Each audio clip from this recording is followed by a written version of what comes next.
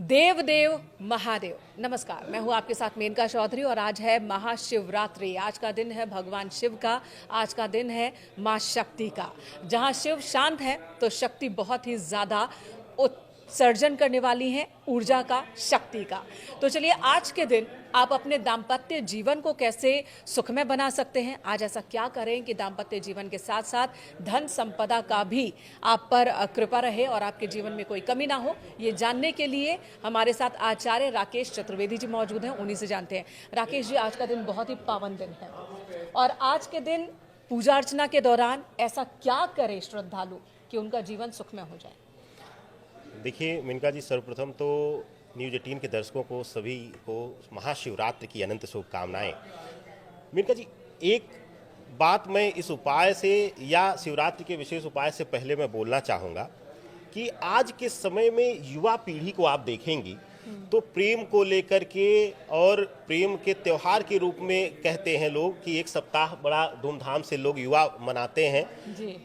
लेकिन अगर प्रेम की पूर्णता को देखा जाएगा, प्रेम के पूर्ण समर्पण भाव को देखा जाएगा, तो प्रथम और कह ले कि आदि और अनंत जो प्रेम है वह मां पार्वती, मां सती और प्रभु भोलेनाथ का है। सभी लोग जानते हैं कि प्रेम में पूर्णता के लिए, यानी कि शिव को बचपन से ही वर्ण करके और शिवलीन होकर के, शिव तत्व में लीन होकर के उन्होंने हर जन्म में शिव को अपने पति के रूप में वर्ण किया है।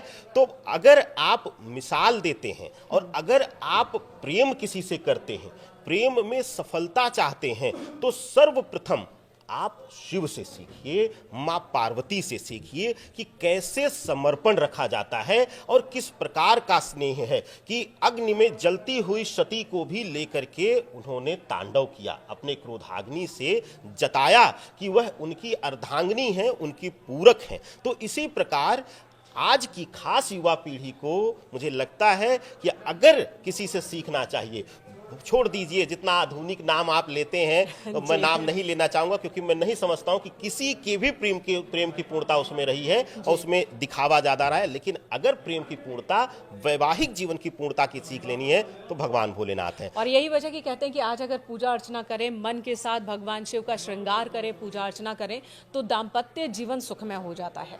क्या करें, क्या ना करें? बिल्कुल सही कहा आपने। देखिए, जब माँ भगवती ने बचपन में ही भगवान उनको अपनी ऊर्जा का, अपनी शक्ति का आभास जब हुआ तो वह तप में लीन हो गई और शिव को वर्ण किया उन्होंने मन से। और जब तपस्या किया उन्होंने तो दो ही चीजों का प्रयोग किया, अन्न का त्याग कर दिया, गंगा जल और साथ ही साथ बेलपत्र। बेलपत्र में औषधीय अद्भुत ऊर्जा होती है और बेलपत्र का पान करते हुए, गंगा जल का पान करते हुए तप किया। तो आज के दिन खास करके जो कुंवारी कन्याएं हैं वह कुछ ना करें तो गंगा जल ले जाइए, गंगा जल से अभिषेक करिए और मन में शिव और पार्वती का स्मरण करते हुए कि हे माँ भगवती, हे भगवान भोलेनाथ, अगर मेरे जीवन में प्रेम की पूर्णता हो, वैवाहिक जीवन की पूर्णता हो, वह आप दोनों समतुल्य हो, इस भाव से, समर्पण भाव से अर्पित करिए और बेलपत्र जरूर चढ़ाइए। एक चीज आप देखेंगी कि शिव कैसे समर्पण देखते हैं मेनका जी, ये पतझड़ का समय शुरू हो जाता है, ठीक है, और इस समय ज्यादातर बेलपत्र आप देखेंगे खंडित रहेंगे। बिल्कुल, ठीक है। प्रयास यही करना है कि भले ही एक ही बेलपत्र चढ़ाएं लेकिन वह खंडित ना रहे, यह विशेष ध्यान देना है बस। और कोई नियम की आवश्यकता नहीं है। शिव पूजन में कहते हैं कि शिव पूजन सबसे कठोर है और सबसे सरल है। तो सबसे सरल कब हो जाती है? जब आप समर्पण दे देते हैं। और सबसे कठिन कब हो जाती है? जब आपको अहम हो जाता है अपने समर्पण पर, आडंबर छोड़। जैसे कुछ लोग कहते हैं कि हम 5 ही बजे से लाइन में लग गए थे, हम तो एकदम दर्शन नहीं, आप लगे नहीं, शिव ने लगवाया है आपको। अगर वो नहीं चाहते तो आपकी नहीं उतनी शक्ति है कि आप लग सके, वहां तक उनके दरवाजे तक भी पहुंच सके। अच्छा, शिव जो है और शक्ति, इनकी पूजा से दाम्पत्य जीवन सुखमय होता है, ऐसी मान्यता है। क्या इससे धन संपदा, आर्थिक स्थिति भी बेहतर होगी? बिल्कुल मेनका जी, बहुत अच्छा प्रश्न आपने किया है। देखिए, भगवान भोलेनाथ को खास करके पृथ्वी का जो रक्षक माना जाता है। और एक विशेष ध्यान दीजिए कि माँ पार्वती का जो माँ गौरी का महागौरी का जो स्वरूप है, यही नौ दुर्गा है और यही अष्टलक्ष्मी है। यानी कि सृष्टि संरचना में जो शक्ति का जिक्र होता है, वह शक्ति जो है वह पार्वती ही है, माँ गौरी ही है। तो ऐसे में आज का दिन जो है विशेष रूप से माँ पार्वती को प्रसन्न करने का और धन धान्य, जब हम वैवाहिक जीवन की पूर्णता का चर्चा करते हैं मेनका जी, तो वहां चर्चा आती है धन और धान्य। धन चलित लक्ष्मी और धान्य अन्नपूर्णा, यह दोनों माँ भगवती ही देती हैं। तो आज अगर किसी को माँ लक्ष्मी की कृपा पानी है तो शिवरात्रि और शिवरात्रि के चारों पहर की पूजा बहुत विशेष हो जाती है मेनका जी। क्या करें ऐसे वक्त में कि माँ लक्ष्मी यानी कि धन की देवी और धान्य की देवी यानी कि माँ अन्नपूर्णा, उनकी कृपा भी मिले? देखिए, आज विशेष रूप से शिव जो हैं तंत्रोक्त शक्ति के आधार हैं मेनका जी, भैरवी शक्ति के आधार हैं, भैरव स्वरूप हैं। यानी कि भैरव जो हैं इन्हीं का रुद्र अवतार माने जाते हैं।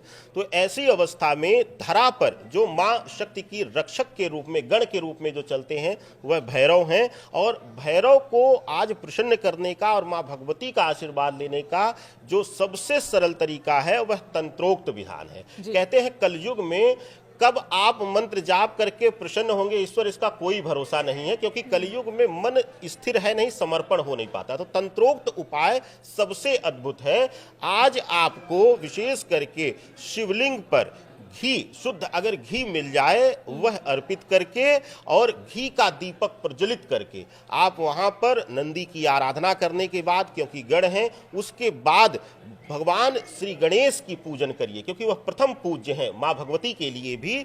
उसके उपरांत जो है विशेष रूप से मिश्री मिला करके, मिश्री जो है दूध में, कच्चे दूध में मिला लीजिएगा और उसको ले करके आप शिवलिंग पर अभिषेक करिएगा और पूरे शिव परिवार से, अशोक सुंदरी से आरंभ करके और नागराज तक चढ़ा करके उसके बाद अंत में जो है भोलेनाथ को समर्पण दीजिएगा। और मन में जो है माँ महागौरी की रूप की जो है वह प्रारूप हो। और देखिए, कलयुग में नाम मंत्र को महामंत्र माना गया है जी। ठीक है, तो सबसे उत्तम है कि श्रीम गौरीये नमः, यह मंत्र है। ओम मत लगाइएगा, नमः जो विशेष रूप से है यह पूर्णता दे देगा शिव को और माँ गौरी के नाम को। और श्रीम जो है वह महालक्ष्मी का बीज मंत्र है, यह तंत्रोक्त मंत्र हो जाएगा। मंत्र को हमारे दर्शकों के लिए कहिएगा। मेनका जी, जो जप करना है वहां पर जो दूध अर्पित करते हुए श्रीम गौरे नमः,